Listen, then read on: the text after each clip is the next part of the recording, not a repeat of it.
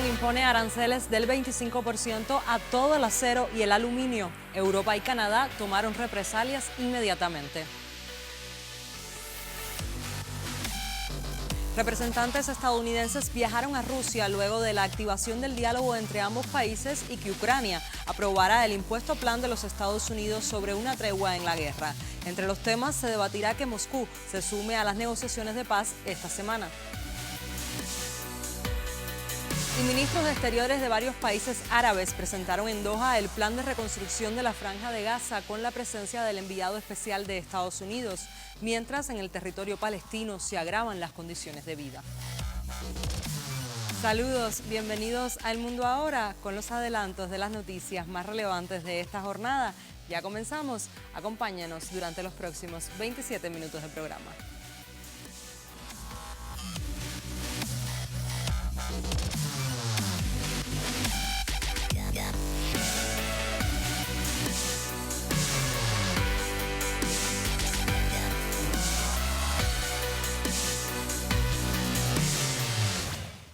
Iniciamos con las informaciones más relevantes en el mundo y es que el presidente Donald Trump impuso este miércoles aranceles del 25% a todo el acero y el aluminio importados a Estados Unidos. Según el mandatario, esta política busca equilibrar las condiciones para la industria manufacturera estadounidense, pero amenaza con disparar los precios de una amplia gama de bienes de consumo e industriales para los estadounidenses. Esta es la última medida del multifacético plan arancelario de Trump, cuyo objetivo es corregir los desequilibrios comerciales percibidos y reactivar la industria nacional. Sin embargo, corre el riesgo de desencadenar una guerra comercial global. La Unión Europea, afectada por primera vez por aranceles estadounidenses más altos desde que Trump regresó a la Casa Blanca, respondió en cuestión de horas con contramedidas a las exportaciones de productos estadounidenses. Los aranceles al acero y al aluminio marcan la primera vez en el segundo mandato de Trump que se aplica un conjunto de aranceles a todos los países. La Unión Europea nos trata muy mal, lo han hecho por años, lo he visto. Había que resolver otros problemas, lo hicimos, pero la Unión Europea ha sido muy dura. Es nuestro momento, es nuestro turno, también nos toca, pero no han sido justos. Vieron nuestras empresas, ganan grandes cantidades de dinero. Apple ganó 17.000 millones de dólares, ganaron y lo usan para otras cosas o para manejar la Unión Europea. Hacen quizás lo que deben hacer para la Unión Europea, pero crea mala voluntad y haremos aranceles recíprocos, así que lo que nos cobren, les cobramos a ellos. Nadie puede quejarse de eso. Lo que sea, no importa lo que sea. Si nos cobran a nosotros 25 o 20%, 10%, 2% o 200% es lo que les cobraremos. Ante estas declaraciones, la Unión Europea respondió a los aranceles de Estados Unidos con el anuncio de tasas del 25% por valor de 26.000 millones de euros. A través de un comunicado emitido este miércoles, la presidenta de la Comisión Europea, Ursula von der Leyen, ha explicado que mientras Estados Unidos aplica aranceles por valor de 28.000 millones de dólares, nosotros respondemos con contramedidas por valor de 26.000 millones de euros. Así dijo. Las acciones de Bruselas se dividen en dos pasos. Primero, permitirá que la suspensión de las contramedidas vigentes de 2018 y 2020 contra Estados Unidos expiren el próximo 1 de abril, lo que sumará a los primeros 8.000 millones en tarifas y afecta de manera directa a productos como el Borbón, los vaqueros Levi's o las motos Harley Davidson. Bruselas ha añadido que segundo, la Comisión presentará un paquete de nuevas contramedidas, que el peso económico de estas medidas será de alrededor de 18.000 millones de euros y prevé que entren en vigor a mediados de abril. previa consulta a los Estados miembros y a las partes interesadas. El objetivo es garantizar que el valor total de las medidas de la UE se corresponda con el incremento del valor del comercio afectado por los nuevos aranceles de Estados Unidos, explicó la Comisión Europea. El presidente estadounidense Donald Trump impuso aranceles similares al acero y al aluminio precedentes sobre la Unión Europea y Canadá durante su primer mandato, lo que enfureció a los europeos y a otros aliados. Otra vez se repite la historia. Los derechos de aduana son impuestos, son malos para las empresas y peores para los consumidores. Interrumpen las cadenas de suministro, son una fuente de incertidumbre para la economía. Están en juego puestos de trabajo, suben los precios. Nadie necesita eso, ni en la Unión Europea ni en Estados Unidos.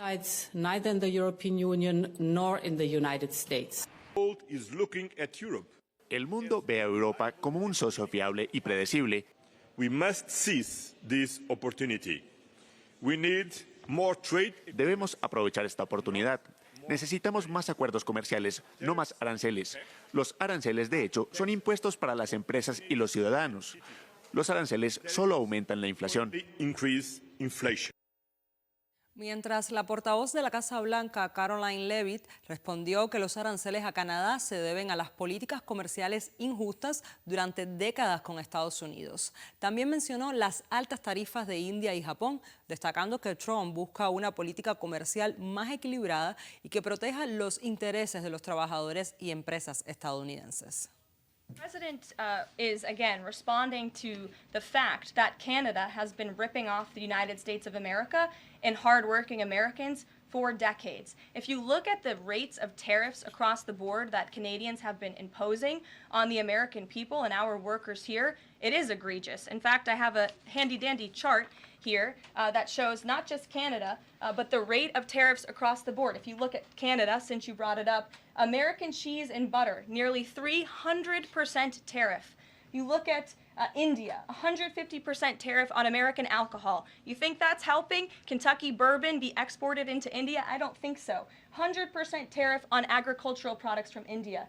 Look at Japan, tariffing rice, 700%. President Trump believes in reciprocity, and it is about dang time that we have a president who actually looks out for the interests of American businesses and workers. No obstante, el presidente de Estados Unidos, Donald Trump, dio marcha atrás el martes a una extraordinaria escalada de la guerra comercial con Canadá tras haber amenazado con un aumento masivo de aranceles sobre el acero y el aluminio del país vecino y nuevos aranceles sobre la electricidad canadiense. A su vez, Ontario pausó los recargos sobre la electricidad a clientes estadounidenses y acordó suspender su recargo del 25% sobre las exportaciones de electricidad a Michigan, Minnesota y Nueva York. Trump había amenazado anteriormente con un arancel del 50% sobre el aluminio y el acero del país, una escalada aguda en la incipiente guerra comercial con Canadá en represalia por el recargo de exportación de Ontario. Pero Trump luego dijo que retrocedería después de las amenazas que hicieron caer los mercados por segundo día consecutivo. El secretario de Comercio de Estados Unidos, Howard Lutnick, y el primer ministro de Ontario, Doug Ford, dijeron que se reunirían el jueves para renegociar el Tratado de Libre Comercio conocido como TEMEC. Siguiendo el enfoque de dólar por dólar, Canadá ha anunciado este miércoles la imposición de aranceles recíprocos como represalia a Estados Unidos por el valor de 29.800 millones de dólares canadienses, aproximadamente 20.665 millones de dólares estadounidenses. Los aranceles canadienses anunciados por el gobierno federal estarán vigentes a partir del mediodía del jueves. Hoy anuncio que el gobierno de Canadá, siguiendo un enfoque dólar por dólar, impondrá a partir de las 12:01 a.m. de mañana, 13 de marzo de 2025, aranceles recíprocos del 25% sobre 29.800 millones de dólares canadienses adicionales de importaciones desde Estados Unidos. En medio de la guerra arancelaria desatada por la Casa Blanca, el futuro primer ministro de Canadá, Mark Carney, afirmó el miércoles que está dispuesto a hablar con el presidente estadounidense Donald Trump sobre las relaciones comerciales bilaterales. Por su parte, la presidenta de México, Claudia Sheinbaum, reveló la estrategia que seguirá frente a los aranceles que el gobierno del presidente Donald Trump comenzó a aplicar este miércoles al acero y al aluminio de México. Lo que vamos a hacer, dijo, aparte de reunirnos con los fabricantes de acero y aluminio de nuestro país, es esperarnos al 2 de abril, explicó la mandataria en una conferencia de prensa en la que recordó que esta fecha es el plazo que acordó con Trump para revisar de manera integral las políticas comerciales de Estados Unidos. A partir de ahí, la definición nuestra de si se ponen aranceles o no recíprocos en el caso del aluminio y del acero, agregó al advertir que México también podría aplicar estos impuestos. La semana pasada, Sheinbaum y Trump acordaron postergar hasta el 2 de abril la definición sobre los aranceles con los que el presidente de Estados Unidos ha amenazado a los productos provenientes de México, por lo que solo quedaron vigentes las tarifas al acero y al aluminio. Vamos a esperar al 2 de abril y a partir de ahí la definición nuestra, si se ponen aranceles o no, recíprocos también, en el caso del aluminio, del acero, o dependiendo también de cómo venga, ¿no? Y vamos a dejar de aquí al 2 este proceso y el diálogo que está abierto, y además agradecemos porque es muy, se da de manera muy respetuosa con México, entonces, y vamos a estar informando. También la respuesta de China llegó de inmediato. Como represalia, impondrá aranceles del 10% y el 15% a una serie de importaciones agrícolas estadounidenses, entre otras cosas. Escuchemos. Económicas y comerciales entre China y Estados Unidos son recíprocas. La cooperación generará beneficios mutuos y resultados beneficiosos para ambas partes. También el presidente Lula da Silva respondió con firmeza a Donald Trump, afirmando que es fundamental respetar a Brasil en el contexto de la guerra comercial entre las naciones. En medio de la guerra comercial impulsada por Washington, Lula dejó en claro que las amenazas y los gritos no son la vía para resolver las diferencias comerciales entre ambos países y pidió que se dirija a él con respeto. No tiene sentido que Trump siga gritando desde allá, porque he aprendido a no tener miedo de caras feas. Hable tranquilo conmigo, hable con respeto conmigo, porque he aprendido a respetar a las personas y quiero ser respetado. Así declaró Lula respondiendo a unas últimas afirmaciones de Trump, cuestionando el funcionamiento de la economía brasileña y su amenaza de incrementar los aranceles al acero y aluminio. Puede estar convencido de que la economía brasileña va a seguir creciendo, que vamos a seguir creando empleo, que la inflación va a bajar. Ya hemos hecho la mayor política tributaria de este país de la historia. Todo el mundo va a ganar. No queremos Brasil para nosotros, queremos Brasil para ustedes. Lula agregó que no pretende superioridad ni aceptará inferioridad frente a otras naciones. Su objetivo es mantener relaciones en igualdad de condiciones. Brasil pasó a ser un país respetado. Brasil no quiere ser mayor que nadie, pero Brasil no acepta ser menor. Queremos ser iguales, porque siendo iguales se aprende a respetar mutuamente.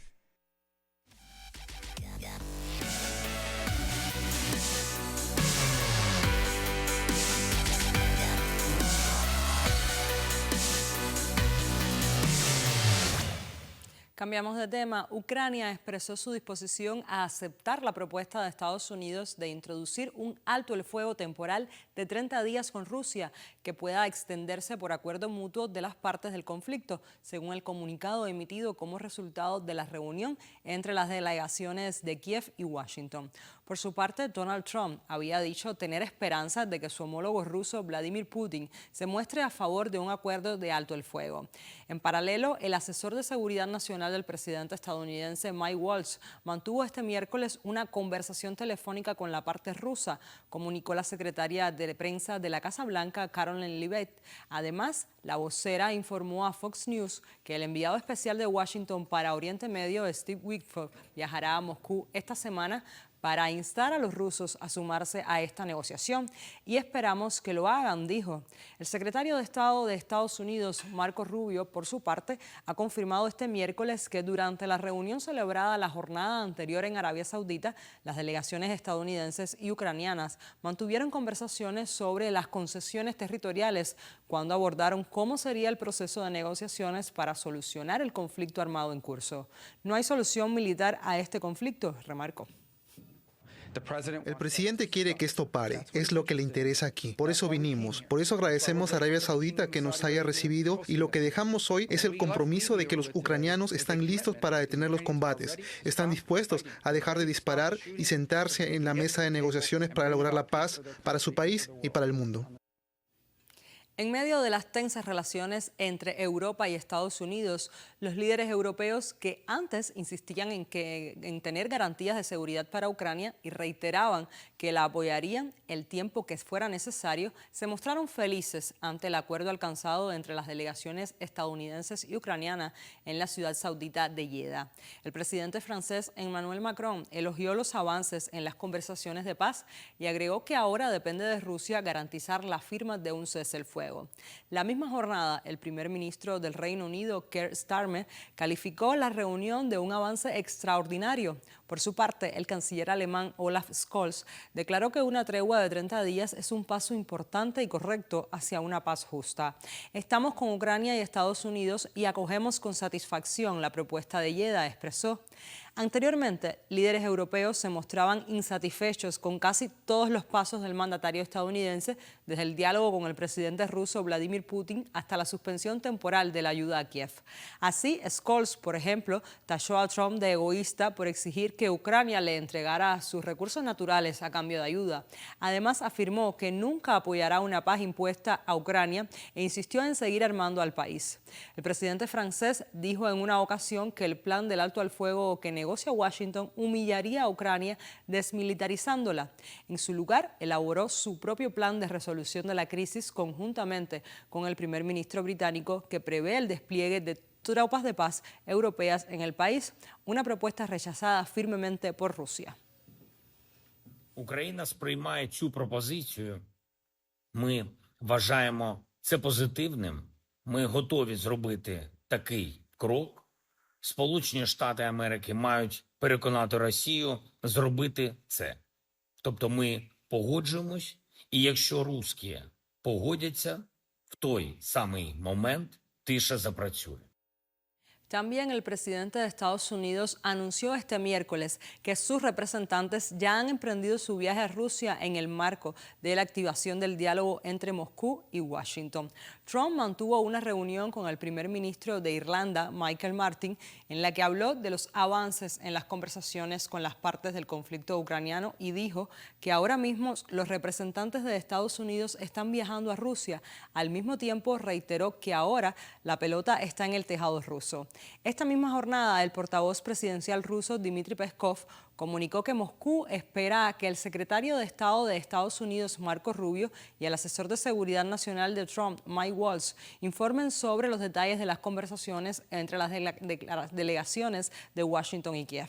Peskov informó que la parte rusa está estudiando las declaraciones que se hicieron al final de la reunión, que están familiarizados con el texto de la declaración conjunta y que se adoptó en la nación árabe. Por otra parte, sostuvo que Rusia no descarta que pueda surgir el tema de una conversación telefónica de alto nivel, pero si surge tal necesidad, se organizará la conversación de manera muy rápida. Los canales disponibles para el diálogo con los estadounidenses permiten hacerlo en un plazo bastante corto, dijo el portavoz del Kremlin. Sin embargo, también Peskov enfatizó que Moscú no quiere adelantar los acontecimientos en cuanto a la posibilidad de concertar un acuerdo de tregua, ya que primero se espera recibir toda la información necesaria por parte de Washington. Estamos estudiando atentamente las declaraciones resultantes y familiarizándonos con el texto de la declaración conjunta adoptada en Jeddah. Damos por hecho que, como se dijo ayer en Jeddah, el secretario de Estado Marco Rubio y el asesor de seguridad nacional Waltz nos informarán por diversos canales en los próximos días sobre los detalles de las negociaciones celebradas y los acuerdos alcanzados. En este contexto, el ministro ruso de Exteriores, Sergei Lavrov, afirmó este miércoles también que la experiencia de comunicarse con los países occidentales ha enseñado a Rusia que no puede confiar en sus promesas, sino que deben juzgarse sus intenciones a partir de acciones prácticas concretas. Durante su discurso en el marco de la reunión del Consejo Empresarial de la Cancillería rusa, Lavrov declaró que Occidente, abusando de su posición de monopolio en las instituciones financieras internacionales, está socavando los mismos principios que han estado promoviendo durante muchas décadas como necesarios para el desarrollo de todos los países del mundo. Una división razonable del trabajo, la protección de la propiedad y las garantías de la presunción de inocencia. Todo esto fue descartado cuando era necesario obtener un efecto geopolítico de un trabajo prolongado, cuando durante muchos años prepararon a Ucrania para enfrentarla a Rusia, declaró el alto cargo. La experiencia con Occidente nos ha enseñado a no creer en su palabra ni en sus promesas, sino a juzgar a partir de acciones prácticas concretas. Los últimos años nos han enseñado una lección. No podemos permitir una situación en la que sectores clave de nuestra economía, finanzas y sector tecnológico dependan de los caprichos de los proveedores occidentales, enfatizó el político. También el canciller ruso cuestionó la política de la Unión Europea respecto al conflicto ucraniano. Según estimó antes, el bloque conservaba cierta apariencia de asociación económica, pero ahora ha perdido completamente esta característica. Además, se refirió a las conversaciones de febrero en Arabia Saudita, donde la delegación de Estados Unidos comunicó a los representantes rusos que aunque los intereses nacionales de ambos países nunca se alinearán por completo, están dispuestos a colaborar en iniciativas que resulten mutuamente beneficiosas. Миротворцы, так сказать, охранять что? Остатки киевского нацистского режима, который принял серию законов, истребляющих русскую культуру, русский язык, русские средства массовой информации, запретил каноническую украинскую православную церковь?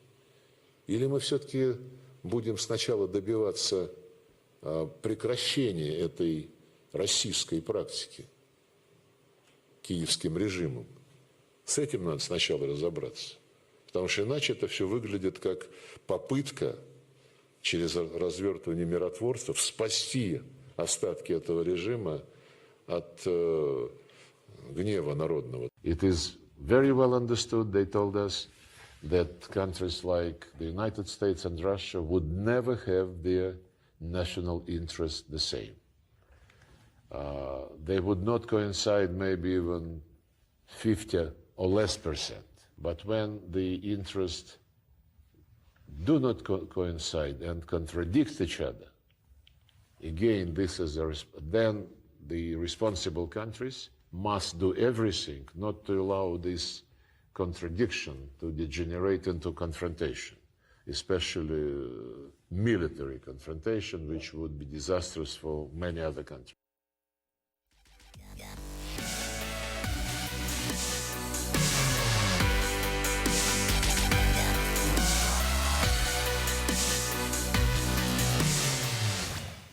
Pasamos a Medio Oriente y este miércoles el primer ministro de Israel, Benjamin Netanyahu, visitó por 17ª vez la Corte Central de Tel Aviv para declarar en su juicio por corrupción.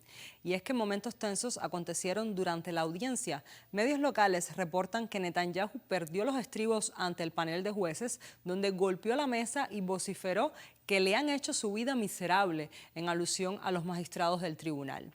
El premier hebreo enfrenta desde 2019 3 cargos judiciales que incluyen soborno, fraude y abuso de confianza. Se le acusa por una supuesta recepción de regalos de lujo a cambio de otorgar beneficios regulatorios, el apoyo diplomático a destacados hombres de negocios, así como la manipulación de coberturas mediáticas en su favor.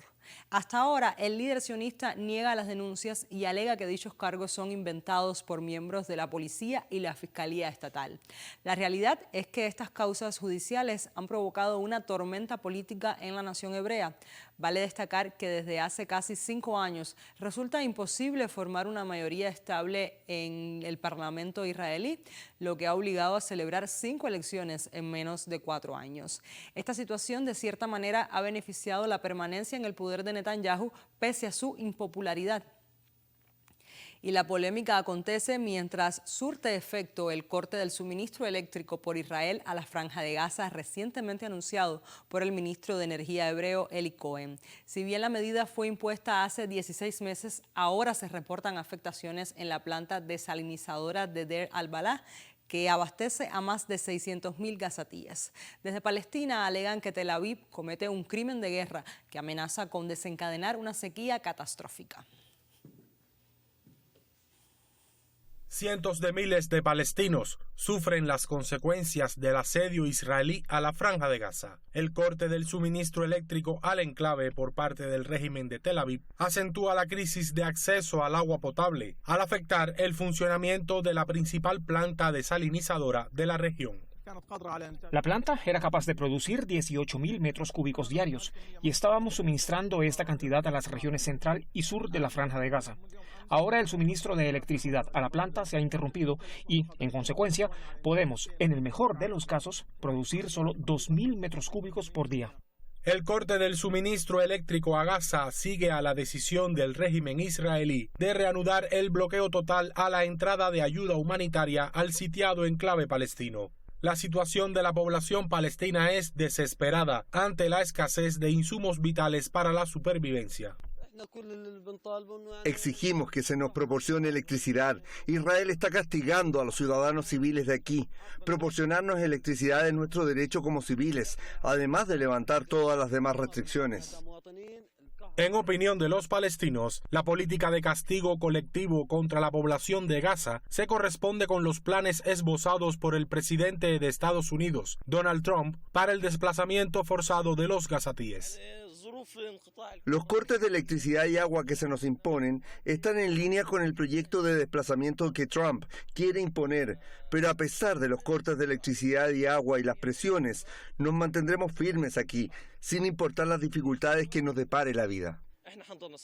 A pesar de la frágil tregua existente en Gaza, el régimen israelí prosigue con su política de exterminio contra la población palestina. En este escenario, desde Naciones Unidas han pedido que se permita nuevamente la entrada de ayuda humanitaria en la franja para satisfacer las necesidades básicas de la población. También conocimos que los ministros de Exteriores de varios países árabes debatieron este miércoles en Doha el plan de reconstrucción para la Franja de Gaza y el estado de las conversaciones de tregua con el enviado de Estados Unidos para Oriente Medio, Steve Witkoff. En la reunión participaron los cancilleres de Egipto, Qatar, Arabia Saudí, Jordania, Emiratos Árabes Unidos, además del secretario general de la Organización para la Liberación de Palestina. La cita sirvió de espacio para presentar a Witkoff la iniciativa egipcia de reconstruir la devastada Franja de Gaza, un plan adoptado por la Liga Árabe el pasado 4 de marzo y que recibió apoyo de los 57 Estados miembros de la Organización de Cooperación Islámica.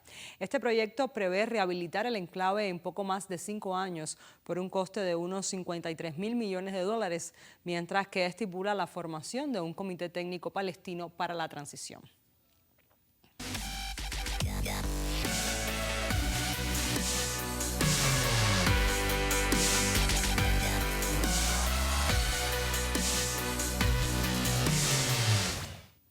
Y con el repaso de las noticias más relevantes del panorama internacional en las últimas horas, ponemos punto final a esta emisión del programa. Manténgase informado en el canal Cubano de Noticias.